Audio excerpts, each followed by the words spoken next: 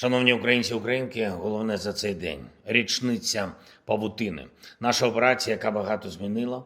Україна довела, що українські далекобійні санкції мають значення, і відтоді наша здатність повертати війну в Росію лише зростає. Це справедливо у відповідь на все, що Росія робить. Саме в цей день, рік тому, павутина пішла на реалізацію.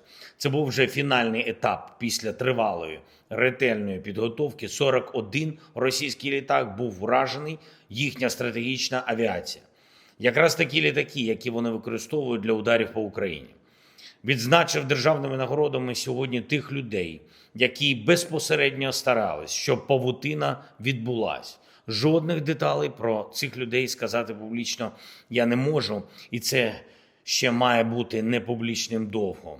Особлива операція, особливий режим таємності. Але від усіх українців я подякував.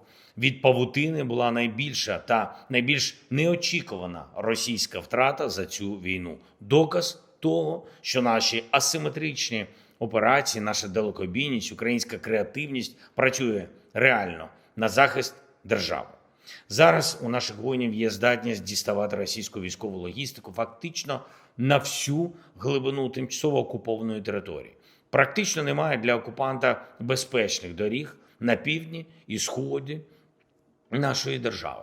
Ще один доказ того, що спокійних часів для окупанта на нашій землі не буде, це відображається і дефіцитами, передусім дефіцитом пального в Криму та в інших наших регіонах, які під окупацією. План наших далекобійних санкцій виконується крок за кроком. За січень-травень цього року наші воїни змогли уразити 15 російських НПЗ. Це суттєво. Вже є російські заборони на експорт з їхньої території авіаційного палива, також бензину. Розглядають заборону на експорт дизелю. Для країни, яку ще зовсім нещодавно називали бензоколонкою, втратити навіть це – значна історія, значна втрата. Майже 40% первинної переробки нафти в Росії станом на травень виведені з ладу. Сьогодні була детальна доповідь Олега Луговського, Служби зовнішньої розвідки України щодо економічного стану ворога. Росія в'їде в цю стіну реальної кризи завдяки своєму глупству.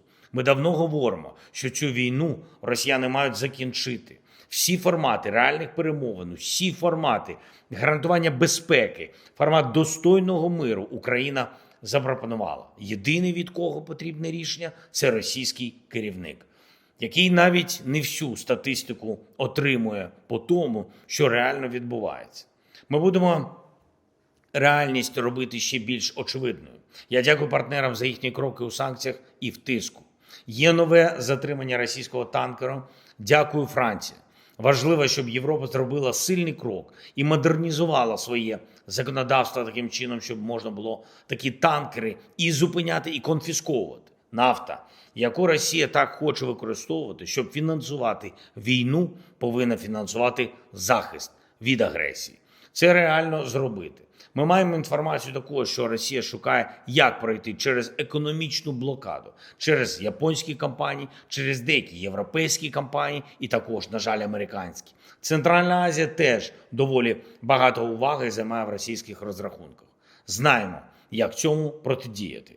Я провів сьогодні ставку. Була доповідь по фронтовим діям. Дякую кожній бригаді за справді сильний захист позицій. Куп'янський напрямок, Донеччина, Запоріжжя, інші південні наші напрямки. Зараз Міністерство оборони України, Генеральний штаб, команда Офісу Президента – всі мають подивитись, як додатково посилити програми, які вже діють на посилення бригад. Пряме фінансування бойових бригад, справедливий розподіл особового складу, проведення БЗВП в бригадах. Кожен з цих елементів спрацював добре і треба подивитись ресурс, щоб це все посилити. Ми детально обговорили ситуацію з ППО, системи, ракети для ППО, які є, домовленості з партнерами, про яких ми очікуємо виконання. Ключове – це антибалістика. Міністерство оборони і українські дипломати мають бути максимально активними. Потрібні результати по кожній країні, яка може нам допомогти.